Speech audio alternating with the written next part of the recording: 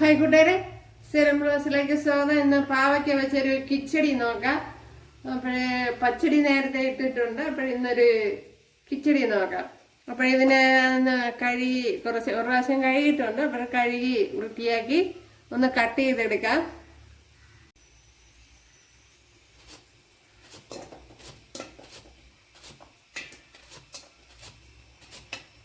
അപ്പോഴെല്ലാം ഇതുപോലെ അരിഞ്ഞെടുക്കണം. ഇപ്പോഴും നമ്മുടെ പാവയ്ക്കെല്ലാം ഇവിടെ കട്ട് ചെയ്തെടുത്തിട്ടുണ്ട് കണ്ടല്ലോ. ഇതിലേക്ക് ഇനി ഒരു 1/2 ടീസ്പൂൺ മഞ്ഞൾപ്പൊടി ഇട്ട് കൊടുക്കാം. 1/2 ടീസ്പൂണാണ്. അതുപോലെ ആവശ്യത്തിനുള്ള ഉപ്പിട്ട് കൊടുക്കുക.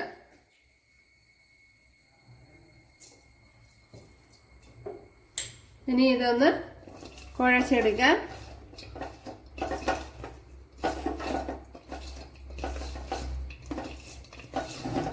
എല്ലായിടത്തും മഞ്ഞൾപ്പൊടിയും ഉപ്പും ഒക്കെ പിടിക്കത്തക്ക വിധത്തിലൊന്ന് നല്ലവണ്ണം ഒന്ന് കുഴച്ചു കൊടുക്കണം.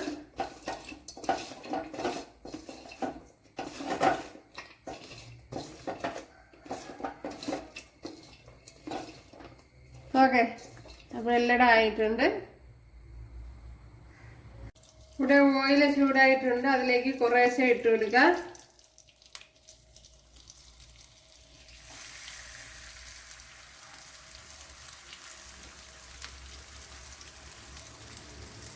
ഞാനിപ്പോൾ കുറച്ച് വെളിച്ചെണ്ണ ഒഴിച്ചു കൊടുത്ത് അതിലാണ് ഫ്രൈ ചെയ്തെടുക്കുന്നത്.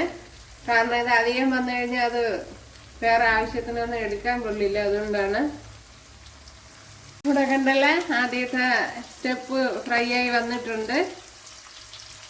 അപ്പം ഞാൻ അടുത്ത സ്റ്റെപ്പ് ഇട്ട് കൊടുത്തിട്ടുണ്ട്.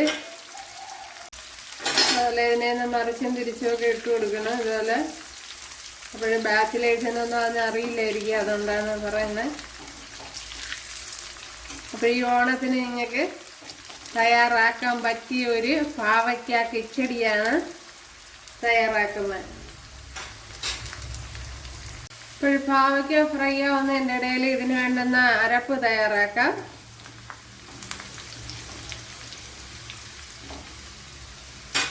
അതിനുവേണ്ടി ഒരു പിടി തേങ്ങ, പിന്നെ 2 പച്ചമുളക്, ഒരു 1/4 ടീസ്പൂൺ ജീരകം, 1/4 ടീസ്പൂണാണ്. അതിനും താഴ്ന്നു നിൽക്കത്തക്ക വിധത്തിലാണ് എടുത്തിട്ടുള്ളത്. ഇതിനെ ഒന്ന് ഫൈനായിട്ടൊന്ന് അരച്ചെടുക്കണം. ഒരു ശകലം കറി ലീവ്സ് കൂടെ ഇട്ട് കൊടുത്ത് ഒന്ന് ഫൈനായിട്ടൊന്ന് അടിച്ചെടുക്കുക. ഇപ്പോഴിനി ഈ അരപ്പിനെ ഒന്ന് ചൂടാക്കി എടുക്കാം. നമ്മൾ അരച്ചെടുത്ത് അപ്പോൾ പാവയ്ക്കെല്ലാം ഞാൻ ഇവിടെ ഫ്രൈ ആക്കി എടുത്തിട്ടുണ്ട് ഉണ്ടല്ലോ. ഇപ്പോഴും കരിഞ്ഞു പോവാതെ ശ്രദ്ധിക്കണം. ഒരുപാട് കരിഞ്ഞു പോയ കയ്പും ഉണ്ടാവും. അതുകൊണ്ടാണ്. ഇനി അരപ്പൊന്ന് ഇതിൻ്റെ പച്ച ചുവയൊന്ന് മാറ്റിയെടുക്കണം.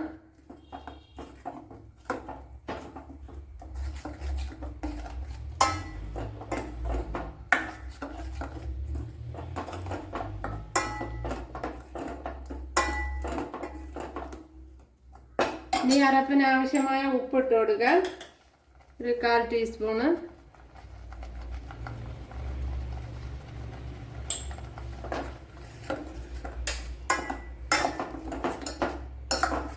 ഇപ്പോൾ അരപ്പിൻ്റെ പച്ചച്ചുവയൊക്കെ മാറിയിട്ടുണ്ട്.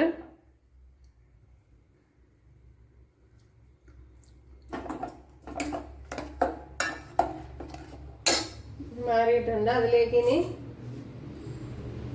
ആവശ്യത്തിന് തൈര് ഒഴിച്ചു കൊടുക്കുക.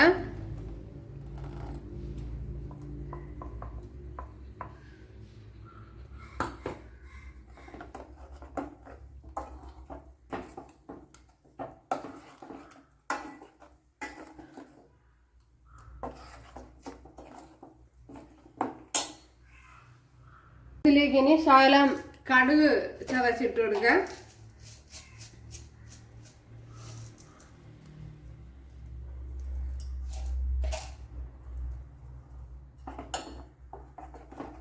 ഇപ്പോൾ അരയ്ക്കണതിൻ്റെ കൂട്ടത്തിൽ ഇട്ട് വേണമെങ്കിൽ അരയ്ക്കാം. ഞാനിപ്പോൾ അല്ലാതെ സെപ്പറേറ്റാണ് ഇട്ട് കൊടുക്കുന്നത്.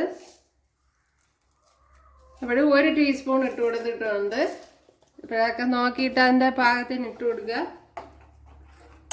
ഇനി ഇതിലേക്ക് ഈ പാവയ്ക്ക ഇട്ട് കൊടുക്കാം. കുറച്ചൊന്ന് ഞരടി ഇങ്ങനെ പൊടിച്ചൊന്ന് ഇട്ട് കൊടുക്കാം.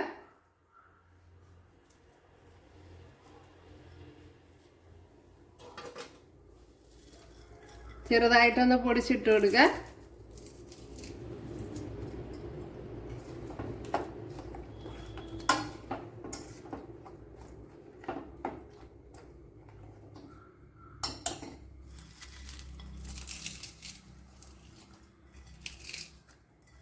അപ്പോഴും നമ്മുടെ പാവയ്ക്ക കിച്ചടി ഇവിടെ റെഡി ആയിട്ടുണ്ട്. ഇനി ചെറിയൊരു പരിപാടിയും കൂടെ ഉണ്ട്.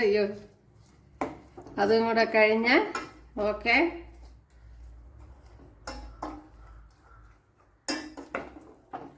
സൂപ്പർ ടേസ്റ്റി ടേസ്റ്റി പാവയ്ക്ക കിച്ചടി.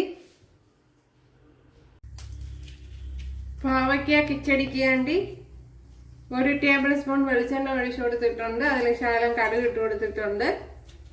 പിന്നെ ഇതിലേക്ക് ശകലം വറ്റൽമുളക് ഇട്ട് കൊടുക്കുക.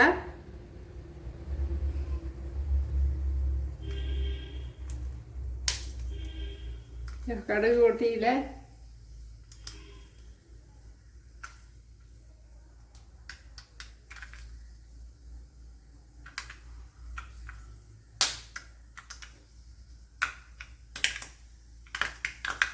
ഇവിടെ കടുക് കൂട്ടിയിട്ടുണ്ട്. വറ്റൽമുളക് ഇട്ട് കൊടുക്കുക. ഇതിലേക്ക് ഇനി ശകലം കറി ലീവ്സ് ഇട്ട് കൊടുക്കുക.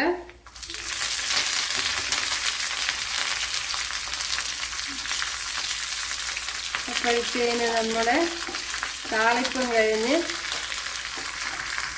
ഇത്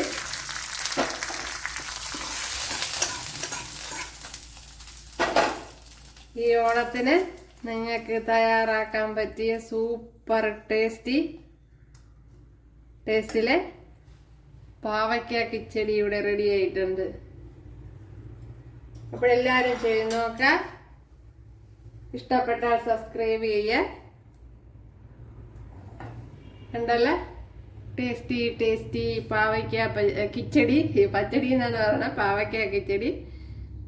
അപ്പോൾ ഇഷ്ടപ്പെട്ടാൽ സബ്സ്ക്രൈബ് ചെയ്യാൻ എനിക്കൊരു സപ്പോർട്ടാവും. അപ്പോൾ അടുത്തൊരു വീഡിയോ ആയിട്ട് കാണാമെന്ന് പറഞ്ഞുകൊണ്ട് എല്ലാവർക്കും താങ്ക്സ്. കൂട്ടുകാരെ, ഇനി പാവയ്ക്ക കിച്ചടിയാണ് തയ്യാറാക്കുന്ന സൂപ്പർ ടേസ്റ്റ്. ഈ ഓണത്തിന് നിങ്ങൾക്ക് തയ്യാറാക്കാൻ പറ്റിയ ഒരു സ്പെഷ്യൽ റെസിപ്പിയാണത്. അപ്പോൾ ഇതെങ്ങനെയാണ് തയ്യാറാക്കണേന്ന് നോക്കാം.